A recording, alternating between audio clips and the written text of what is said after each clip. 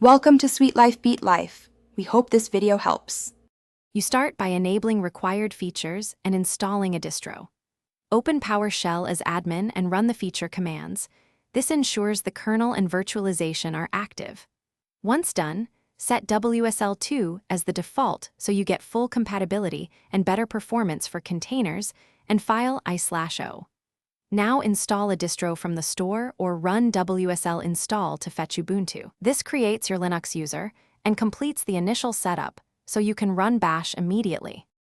You now configure the distro for daily use and Windows integration.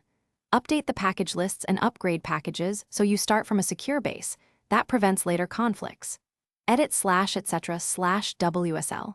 Conf to control auto-mount behavior and set metadata or case sensitivity. This avoids permission surprises.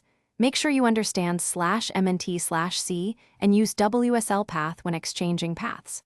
Once configured, set resource limits or a WSL config if you need fixed CPU. You finish by enabling advanced workflows and preparing for problems.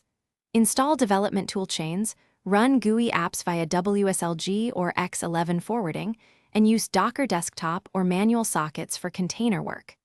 Export your distro for backups or migrate with WSL export and import so you can restore quickly. If something breaks, try WSL shutdown to reset the subsystem. Confirm Hyper-V/virtual machine platform are active and update the WSL kernel package. If persistent, check log.